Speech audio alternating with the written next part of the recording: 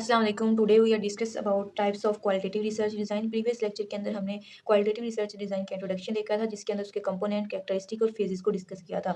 आज हमने इसकी टाइप्स देखनी है। फर्स्ट टाइप है एंथ्रोग्राफिक रिसर्च। एंथ्रोग्राफिक रिसर्च क्या होता है? एंथ्रोग्राफिक रिसर्च होता है हाउ कल्चर डिवेल्प, कल्चर किस तरह बनते हैं, ठीक है, फिर उनको मेंटेन कैसे किया जाता है ओवर द टाइम। ठीक है, कि कल्चर किस तरह डिवेल्प होते हैं, उनको मेंटेन कैसे किया जाता है, ये इसको डिस्क्राइब करना क्या होता है? एंथ्रोग्राफिक रिसर्च होता है। इसके अंदर 2 अप्रोचेस यूज़ होती हैं, वो हम नेक्स्ट देखते हैं। फर्स्ट देख लें कि ethnography research in nursing. Ethnographic research nursing में क्या है?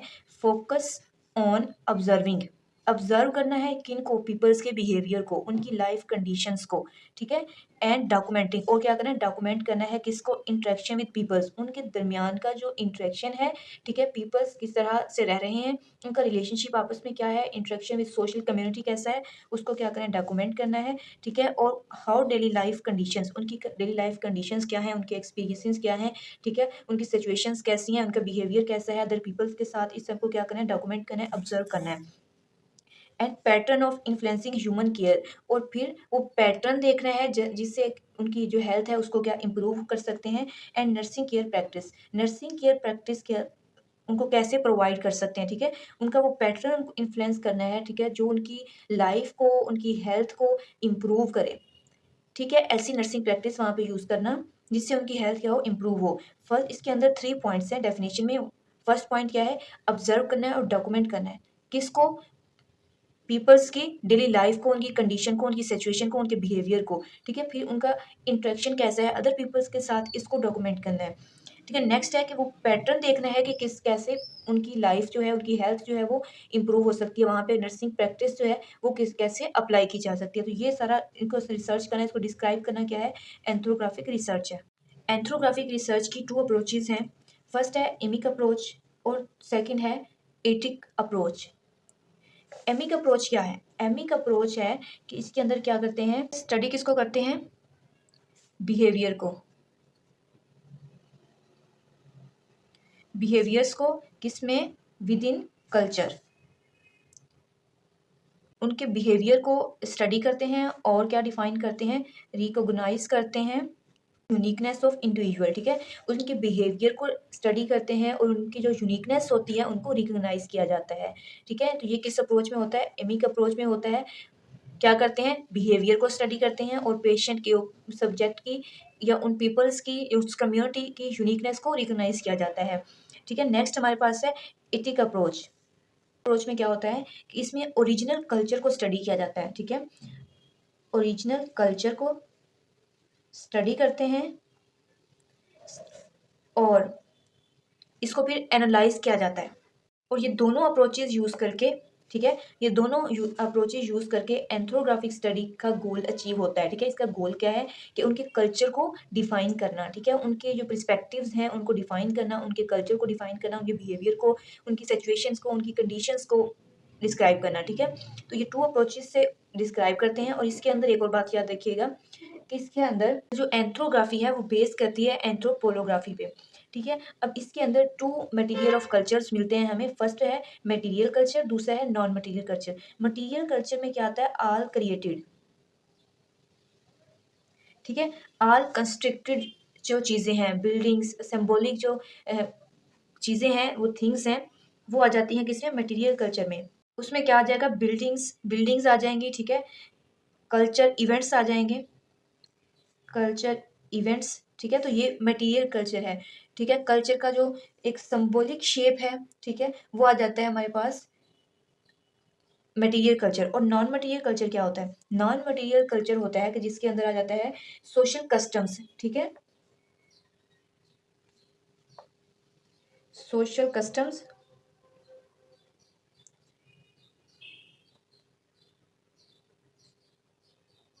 बिलीव्स। नेक्स्ट टाइप है हमारे पास ग्राउंडेड थ्योरी। ग्राउंडेड थ्योरी 1960 में 1960 में 2 रिसर्चर्स थे जिन्होंने इसको ग्राउंडेड थ्योरी दी थी।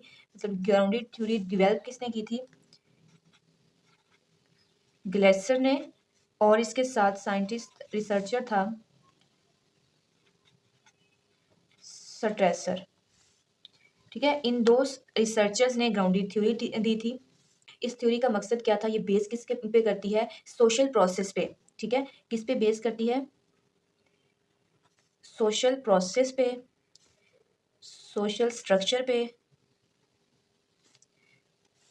इसमें एक्सप्लोर करना था, एक्सप्लेन करना था किस चीज़ को, how belief related to actions, ठीक है, कि इसमें डिफाइन क्या करना था, एक्सप्लोर करना था किस चीज़ को, हाउ देयर बिलीव्स, ठीक है, उनके बिलीव्स क्या हैं, ठीक है, और वो कैसे उनके एक्शन पे इफेक्ट करते हैं, कैसे उनका एक्शन और बिलीफ जो है वो इंटर रिलेट करते हैं, ठीक है, उनकी सोशल लाइफ को, सोशल स्ट्रक्चर को डिस्क्राइब करना क्या है, ग्राउंडेड थ्योरी है। अच्छा, ये स्टडी कंडक्ट कब करते हैं, जब हमें प्रीवियस रिसर्च के ऊपर प्रीवियस जो डाटा है उसके अंदर कोई न्यू पॉइंट चाहिए होता है, ठीक है, तब ये स्टडी कंडक्ट की जाती है। इस ग्राउंडेड थ्योरी में डाटा किस तरह से कलेक्ट करते हैं, मतलब डाटा सोर्सेज क्या है, तो वो है डायरीज, ठीक है, डायरीज से कलेक्ट कर सकते हैं, ऑडियो वीडियो सुन सकते हैं, डायरीज से ले सकते हैं कि प्रीवियस डाटा जहाँ पे लिखा हुआ है उसमें जब दोबारा से इसको रीड करेंगे, रिव्यू करेंगे, तो कोई ना कोई उसमें से इंपॉर्टेंट पॉइंट निकल आता है, ठीक है। ऑडियो वीडियो मतलब अगर आपने डाटा रिकॉर्डेड फॉर्म में पड़ा हुआ है तो दोबारा उसको लिसन करने से, सुनने से आपको एक न्यू चीज़ मिल जाएगी, ठीक है।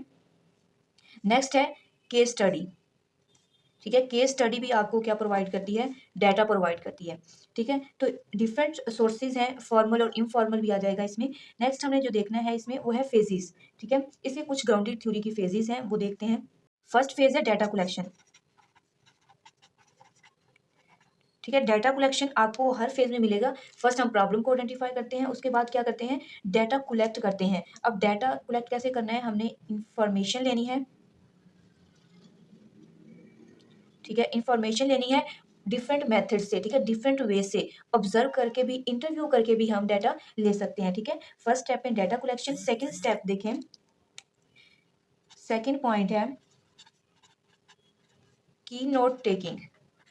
की नोट टेकिंग मतलब जो आपके टॉपिक के इंपॉर्टेंट की पॉइंट्स हैं, ठीक है, इंपॉर्टेंट की पॉइंट्स हैं उनको राइट डाउन कर लें, ठीक है। फर्स्ट हमारे पास डाटा होना चाहिए, फिर उस डाटा के जो इंपॉर्टेंट की पॉइंट है, ठीक है, आपके फिनोमिना के अंदर, आपके जो भी टॉपिक है उसके अंदर, उसको क्या करना है, राइट डाउन कर लेना है, ठीक है।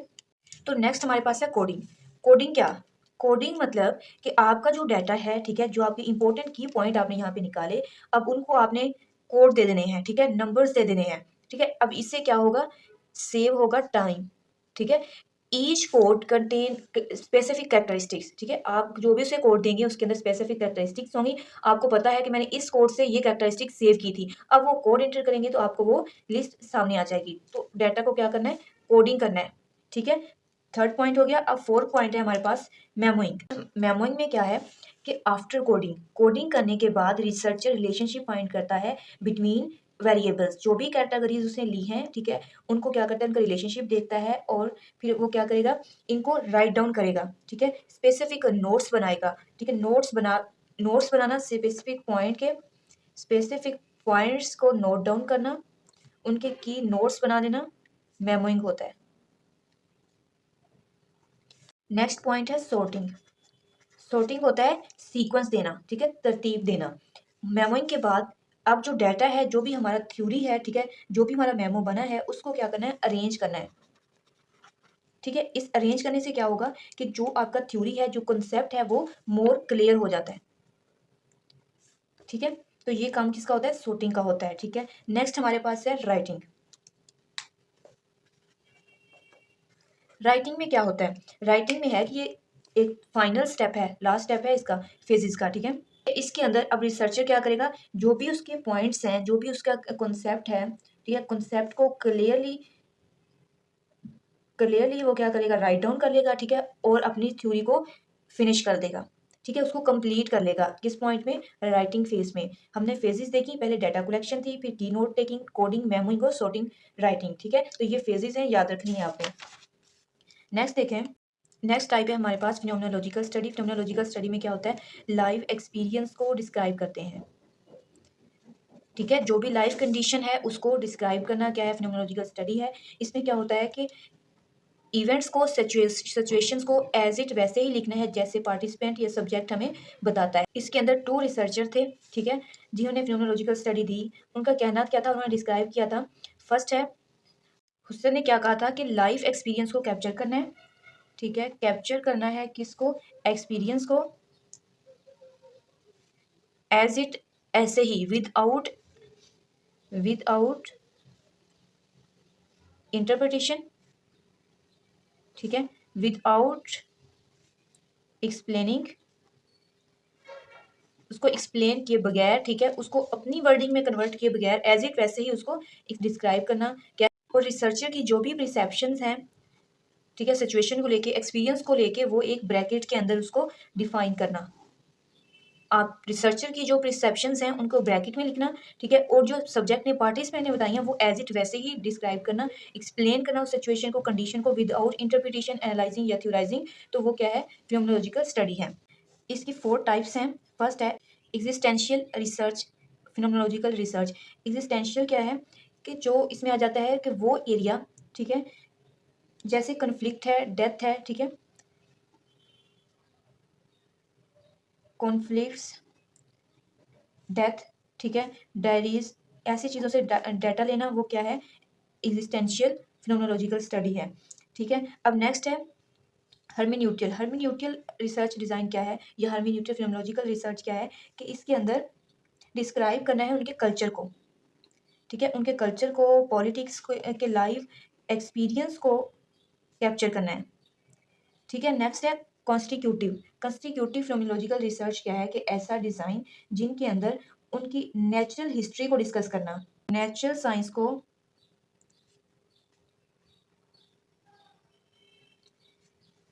नेचुरल साइंस को डिस्कस करना, उनको डिस्क्राइब करना, लाइक दैट पोजीशंस, एक्टिविटीज़ जो भी उनके एरिया में है उसको डिस्क्राइब करना, कॉन्स्टिट्यूटिव रिसर्च है। और फिर लास्ट पे है रियलिस्टिक फिनोमेनोलॉजिकल रिसर्च। इसमें क्या होता है कि उनके एक्शंस, रिजल्ट्स, मोटिव्स, ठीक है, रिजल्ट्स, मोटिव्स, ठीक है, एक्शंस, इन सारों को डिस्क्राइब करना रियलिस्टिक फिनोमेनोलॉजिकल रिसर्च होता है।